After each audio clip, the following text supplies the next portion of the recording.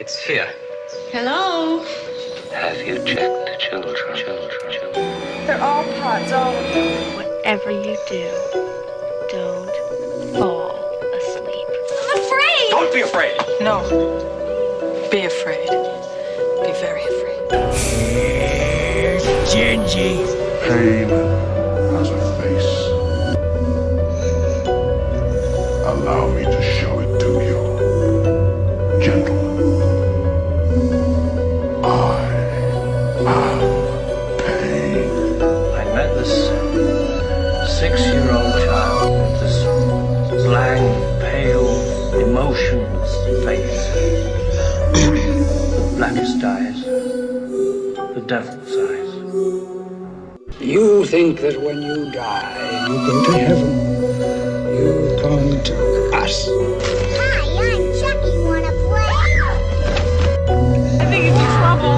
Julie, this guy, if he can't take a joke, he stinks. When there's no more room in hell, the dead will walk here.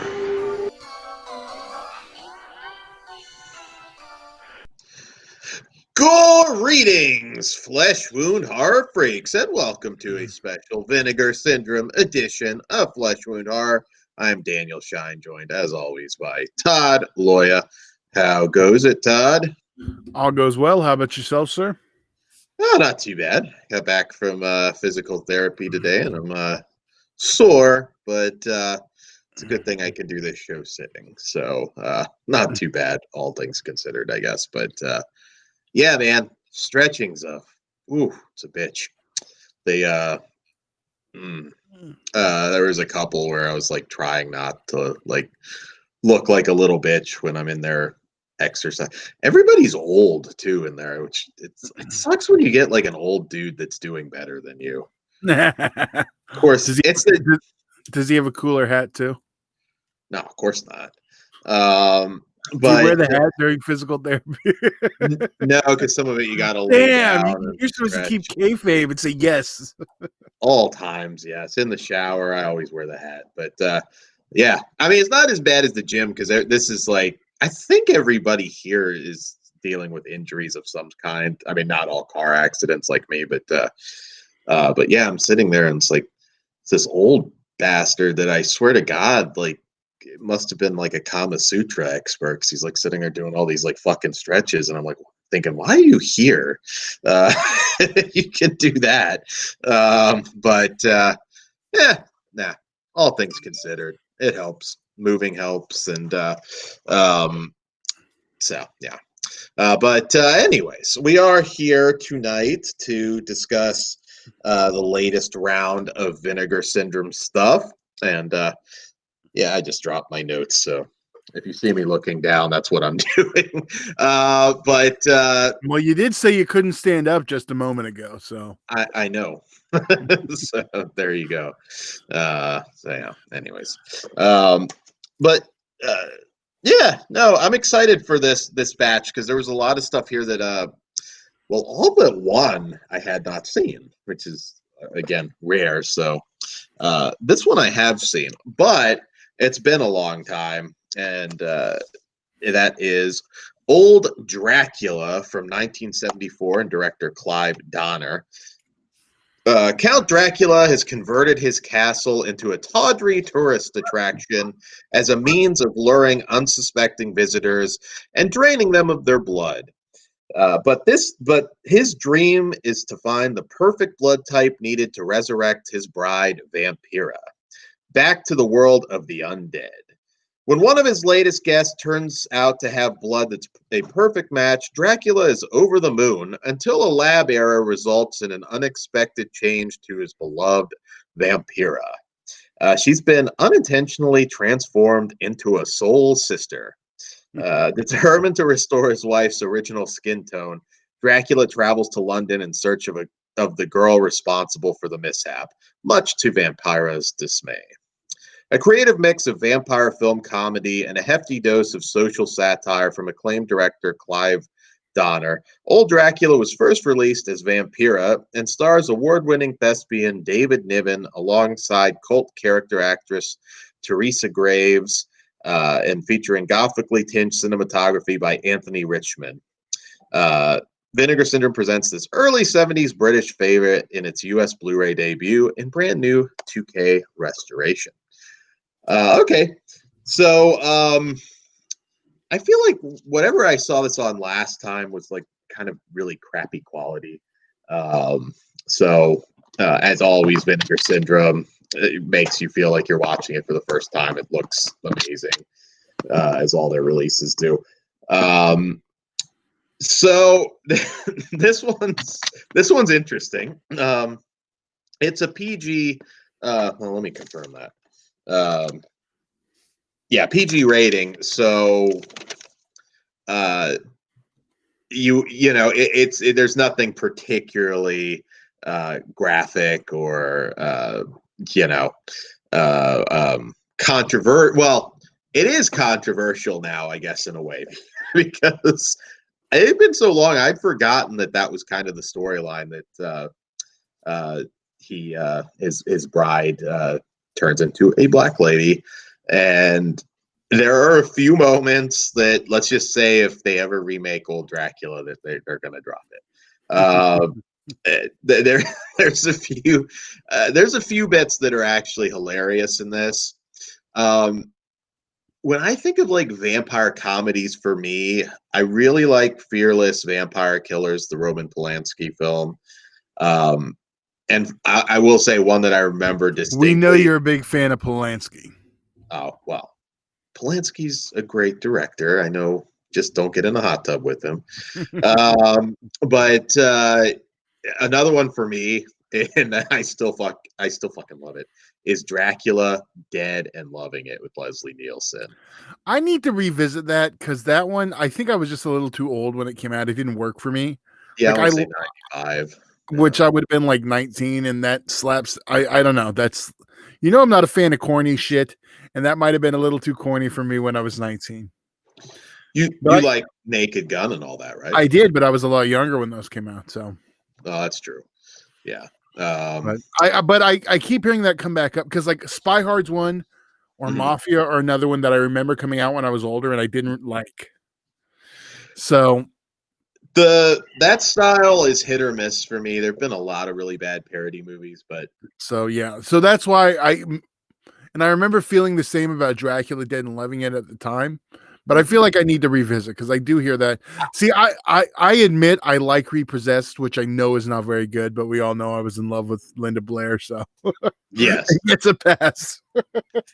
Yeah, I remember seeing it in theaters, and that one just always feels like Halloween to me. But maybe I'll revisit it this year. Yeah, no, we'll make it a Halloween watch. Why not? So this one, what did you think, Todd?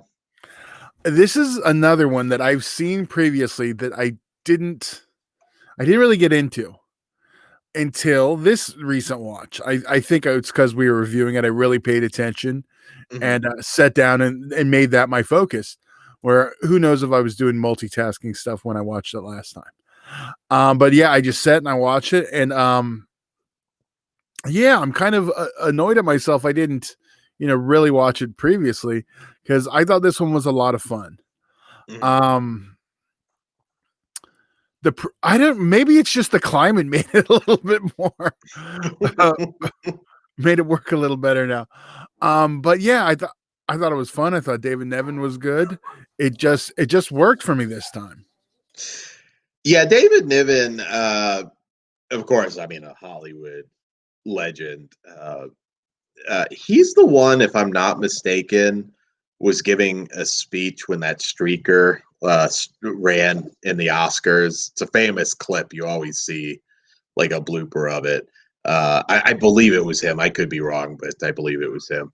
And he's really funny. I mean, this isn't like a bust a gut laughing flick, but it's pretty intelligent. I did pop when Vampira calls Dracula a jive turkey. I thought that was funny. There's a lot of little like cute bits like that I popped for.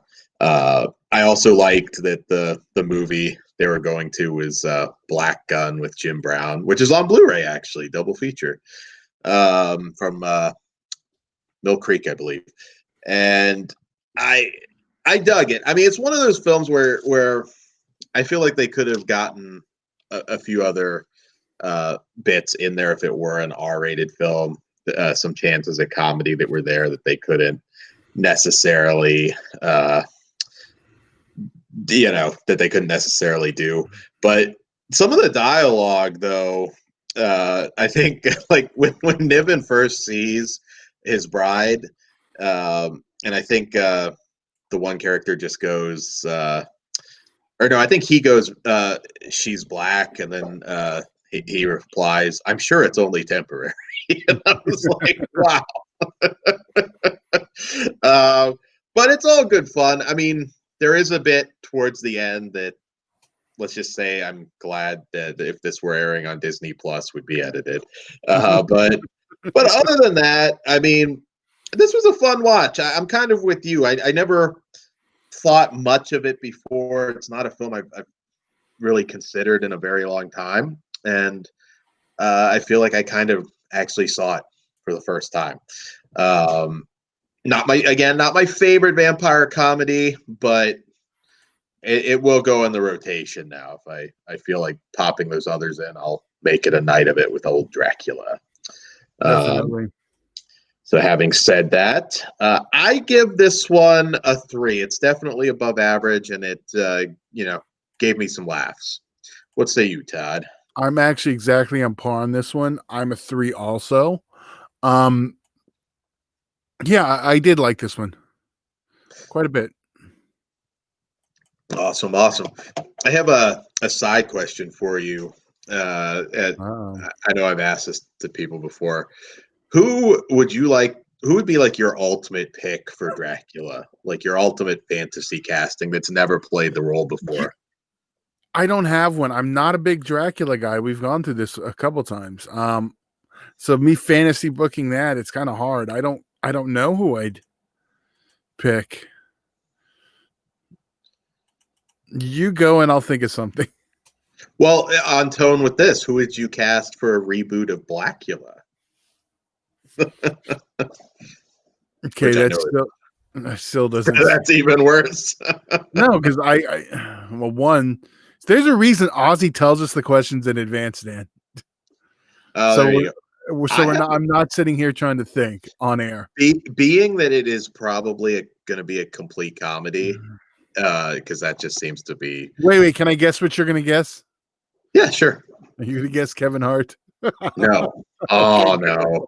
That's just too stupid. But I have one. Again, assuming it's a complete comedy, which I know they would do, Dave Chappelle would be hilarious. Picture some of the scenes in the movie. No, he absolutely would be, but I also know there's no way in hell he'd do it. He might. He seems like the kind like, okay, that looks like it'd be pretty damn fun. It'd probably be Eddie Murphy, and it'll just suck. But hey, Vampire in Brooklyn wasn't that bad. Actually, it's not. But it's not that finally good either. It's coming to Blu-ray finally. I'll revisit it. There you go. And also on Old Dracula, we get an interview with cinematographer Anthony Richmond that is pretty revealing. Obviously, Niven's been gone for a while, and actually quite sad when I was reading up about this. Teresa Graves, who also, of course, of Get Christie Love fame, died rather young in a house fire. So that was too bad. All right, that's Old Dracula. Moving on to our next film, which is a very rare one. I shouldn't say rare, but probably one that just not a lot of people have seen, because even I haven't seen it for whatever reason. And that is the 1974 film Best Friends from director Noel Nosek. And this one, Jesse and Pat have been best friends as long as they can remember. They did everything together, including serving in the army, but now things are different. Both are engaged to be married and take their lives in different directions. Deciding to share one last road trip with their respective fiancés in tow, tensions quickly rise. Pat, realizing that he's about to lose Jesse forever, becomes increasingly manic and unhinged, and it's not long before he begins exhibiting psychotic and violent tendencies. A tense character drama that slowly morphs into an unsettling thriller focused on repressed obsession and PTSD. Noel Nossek's Best Friends is one of the great overlooked post-Vietnam angst films.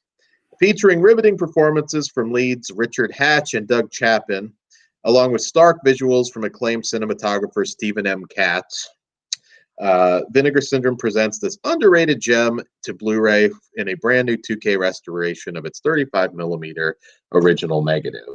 All right, so this one, first and foremost, I was watching it and thinking, this may not be so much Best Friends as much as a previous release that Vinegar Syndrome put out called Buddies, because there's a strong sense that this was going to be, well, minus the wow, Dan, you just well, were you not thinking it was going that way too? Yeah, but I'm not going to do what you just did and like trivialize that and made it kind of offensive, but you do you.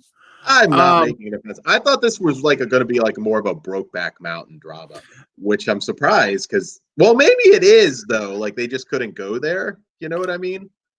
No, I don't. I think it is very obvious that it is that he's in love with him, but I think you're just like, subtlety is not your strong suit, I guess. Yeah, which we know numerous times on this show because you pretty much, yeah, Dan it up.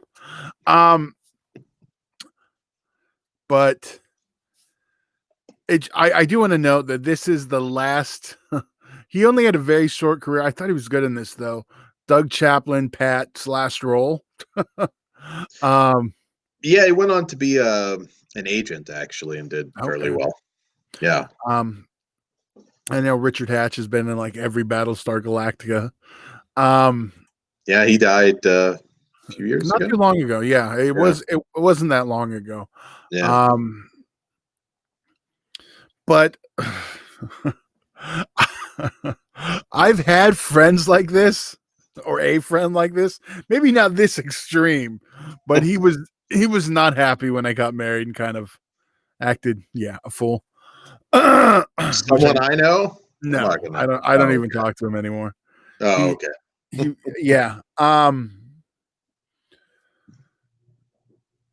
There's something that even it's just the situation. Friends get weird sometimes when you're gonna move on to the next chapter of your life. You can't be a partier anymore. I get that. Yeah, and this is taken to the extreme. I'll admit the cover. I did expect, some Native American rape revenge, but yeah, I totally thought this was going to be a completely different movie because I was like, the tagline, the cover, yeah. But I did really, it kind of, I don't want to say like only because of the camper, but it kind of reminds me of The Hills Have Eyes, where you're kind of like not knowing where stuff's coming from outside.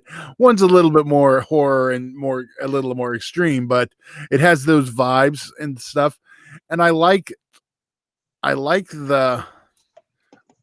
actually like pretty much everything about this. I did really like this movie. It's not horror, but it's a horrific situation, I guess. Yeah. This is why I think it's good Dan lives so far away. That's fucked up. It's obviously not him, the way you said that, but I have this image of like you trying to take a shower and Caesar's like breathing and like drawing a heart on your with the lump. Oh, see, I'm an asshole, but then you like double the asshole. I wasn't going that hard. I didn't say he had the double asshole too, so I don't know.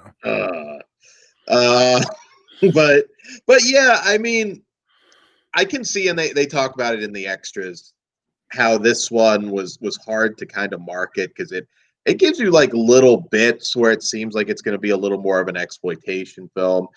It does get a little more sinister towards the end, and a little bit suspenseful, but it's basically a drama. I think what they put on the back, post-Vietnam angst film is probably like a good way to classify this. And I mean, it's very well acted. Richard Hatch, who I used to see all the time back in the day at Chiller Theater, really nice guy, gives a great performance. Like you said, Doug Chapin.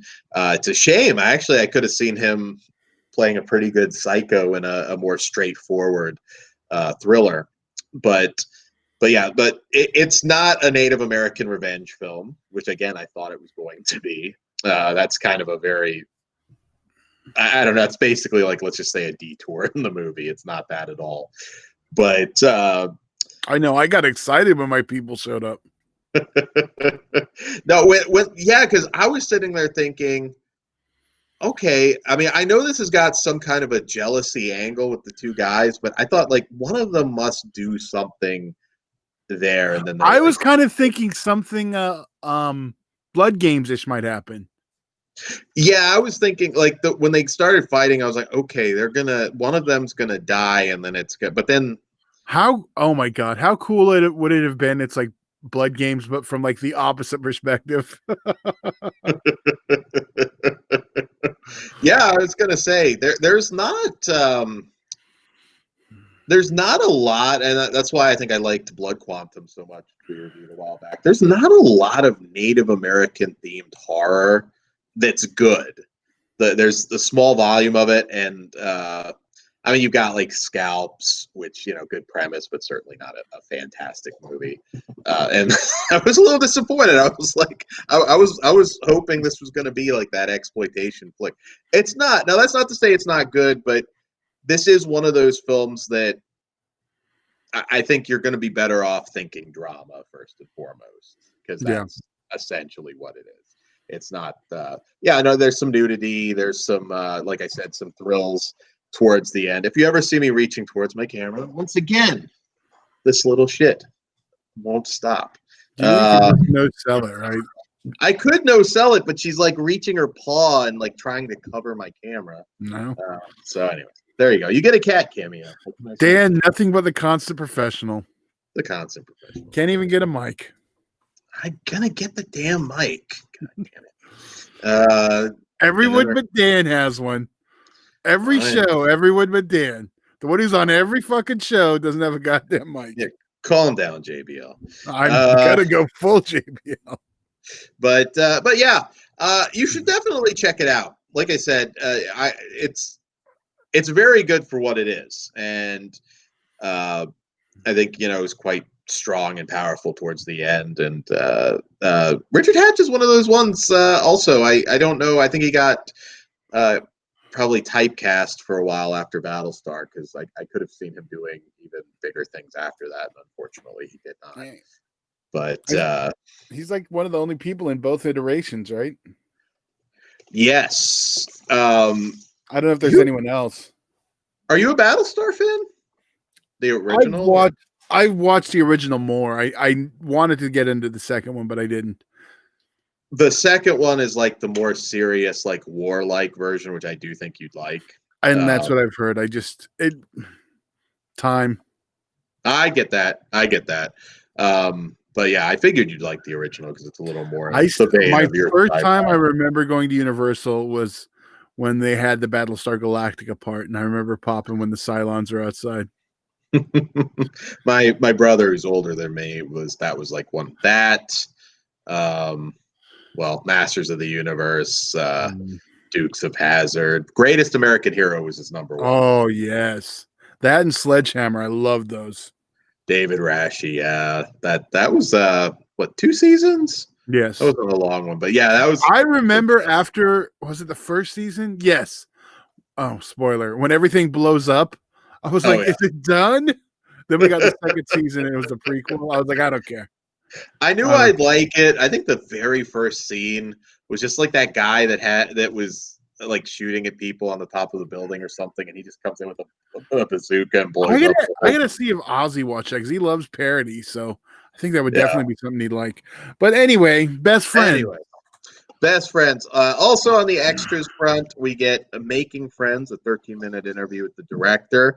That's very informative. He talks a little bit about as we sort of talked about, it not necessarily having enough excess to be a big popular exploitation film, and maybe although I disagree on the drama part, like thinking it wouldn't work as a drama, I thought those elements work quite well. He talks a little bit about what the actors went on to do and raising the money. It's a very good feature. He went on to do a whole bunch of other stuff. He's directed like 30 movies. We also, this one everybody should listen to. We get movies and travel, an interview with cinematographer Stephen M. Katz. This is a good piece. It runs 32 minutes, and this guy has worked on everything. His sister as well. His sister co-wrote like American Graffiti and worked on Star Wars, Indiana Jones, all sorts of stuff. But he talks a little bit about some of the stuff that he worked on for Roger Corman with Jonathan Demme. He also goes over some of his early work on drive-in favorites like the Pom Pom Girls, Peace Killers, which just also came to Blu-ray, Messiah of Evil, Switchblade Sisters. He even mentions that he specializes in Todd scenes. So that was pretty funny. Is Blues Brothers being his first big studio movie, Kentucky Fried Movie. This is just like one of those guys that it's very interesting. He's worked on so many things. Gods and Monsters, fantastic film. I highly recommend you go out of your way to watch that. Again, it's one of those pieces where even if for some reason you don't care for the film, you will enjoy it. We also get Educate Yourself, a 15-minute interview with the editor, Robert Gordon. That's really good. We get Lifetime of Music, an interview with composer Richard Kuna. That's 11 minutes and also really good. I highly recommend the extras on this. I think they did a fantastic job. But the movie, for me, yeah, it's hard to know who to recommend it to, but I think it tells the story that it wants to tell quite well. It's hard to define it, but I give it 3.5. I thought it's actually a really good drama. Just know what you're getting. Oh, sweet. Okay. Yeah, I really like this one. Yeah, it's a great film. I hope people check it out. Just like, again, it's not Native Americans, beating the shit out of Richard Hatch for doing something. I thought it was going to be. I was like, Doug Chapman. Well, I don't want to say what happens, but after that portion ends, I was like, ooh, okay, they're going to be hunted, and no, not really. But it is great for what it is. All right, Flesh Wound After Dark time.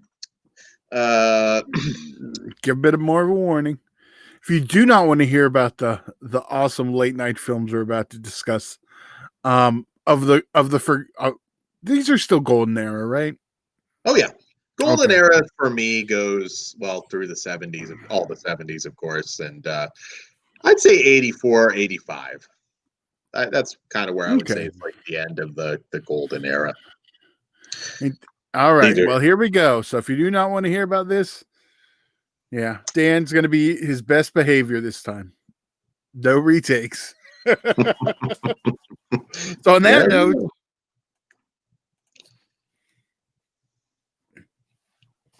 we don't get sexy music.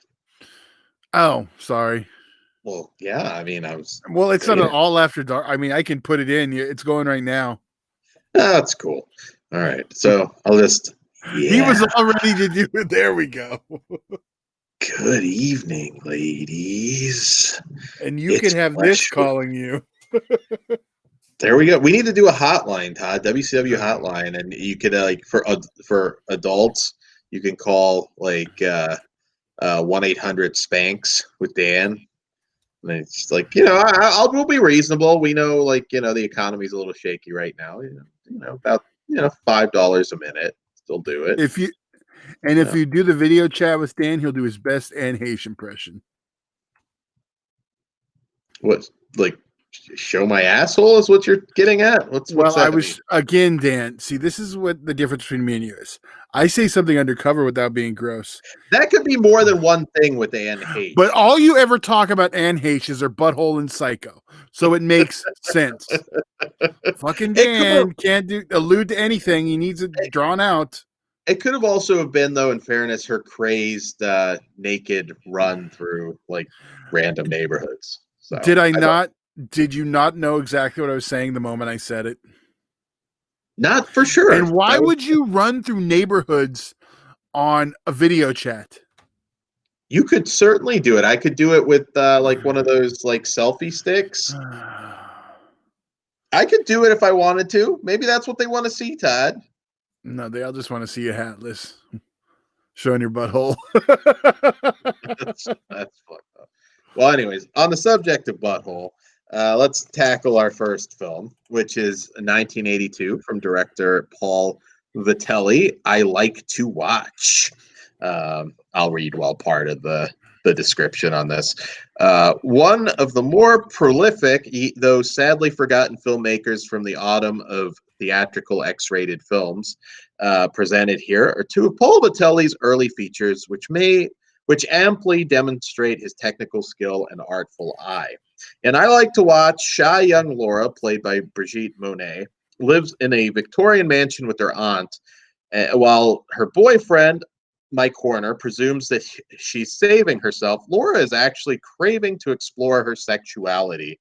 After spying on the lascivious goings-on in her house, she begins seeking out her own torrid experiences, taking advantage of the vignette structure of the story to show off some of his finest camera work, along with dreamy editing from Michael Zen. I Like to Watch co-stars Pat Manning, Linda Shaw, and Little Oral Annie, which the latter I think has like one of the best adult film names of all time. Some of them were not as obvious back then, but she just kind of went for it. Yeah. So, all right. So I Like to Watch. This director was super talented. He died of AIDS in the late 80s, I believe. So, but he managed to direct some pretty notable stuff. He did Beverly Hills Cops, which Eddie Murphy was not in, which was a good Ginger Lynn movie. He even did Hot Gun. He did the Top Gun adult parody, which came out the same year. And Todd, you're a big Bodacious Tatas fan. That was another one he did. No, who's not? Yeah, everybody loves some Bodacious Tatas. So this one, he was really good. His films look gorgeous, and they are sexy. Like we kind of review a lot of these films for newer listeners in two different ways. You know, we review them as an adult film for the obvious adult content, and then we kind of also put over a lot that managed to be really hilarious, and most importantly, like how well does it do just as a straight film outside of the XXX content. And this one definitely leans more as being a straight up adult film, but it happens to be a great one in my opinion. This one has some really hot, steamy scenes. The maid stuff was really good. We get some hot girl on girl stuff. It's again, this is not. We always compare Corporate Assets or as one film that Vinegar put out a while back that is absolutely hilarious. This is again more of a straight adult feature. But if you like golden era films from the adult industry, I thought this one was super strong. What did you think, Todd? I'm actually with you on that. It is definitely one of the stronger ones. It's got a lighter story because it's more sex driven. But I was entertained. I mean, there was enough humor. I mean, it wasn't, it was what? The Todd towards the end that bites the buttocks. Yes. Overall, I was really entertained by this one. Yeah, no, I agree. And again, there's less to say when it kind of just follows that structure, but there is a storyline to this. It does, there is character development going on, and even though again most of it is sex scenes, but they worked for me. This is one that I enjoyed quite a bit. We need to start. We need to start a different star rating. It's not going to be stars. It's going to be tissues. Maybe we'll do that for. No, we won't. All right, Todd just overruled me. But I did want to also point out Bridget Monet, who, if I'm not mistaken, I don't think we've really talked a lot about her. Vinegar Syndrome, I'm sure, has probably put out some of her other stuff, but at least nothing that I can recall. Lisa DeLue, who is not my favorite performer in terms of, I mean, she's not really my type, but she was also a really solid performer, and shows that here as well. Linda Shaw, of course, she was actually one of the girls in Body Double, I believe. And of course, the great Herschel Savage. Yeah. So as an adult film, I give this one a 4 out of 5. I think it's great. I'm actually glad this one's on Blu-ray because it looks top notch. I mean, it really was shot so well. What say you, Todd? Oh shit! I'm sorry. What did you give it? I gave it a 4 out of 5. Yeah, I was stuck between that and 3.5, but I'm gonna go 4. Only I gotta say this because it bothered me the whole time. Mike Horner, who's actually in both of these films, I could not stop thinking that it was Will Forte, which made it even funnier. Oh, can you imagine the Will Forte sex tape? Oh, no. But that's who he reminds me of. So, only if he's his character though from Last Man on Earth. That would be the ultimate sex tape. Just like boom, right on the tits.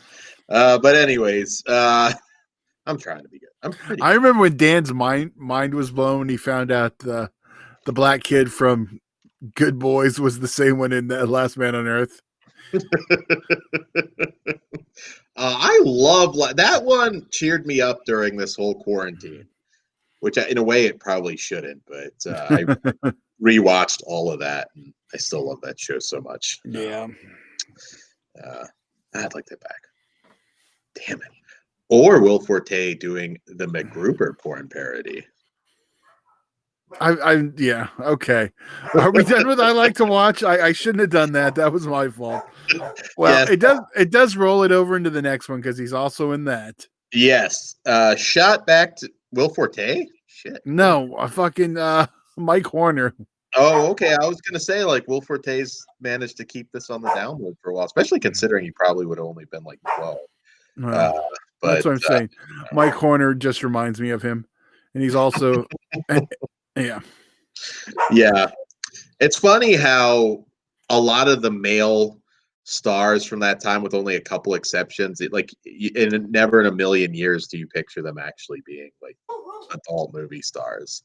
Like Joey Silvera, you look at that guy and he looks like he should be an extra in Hills Have Eyes, and it's like, no, he's like done like 5,000 adult movies.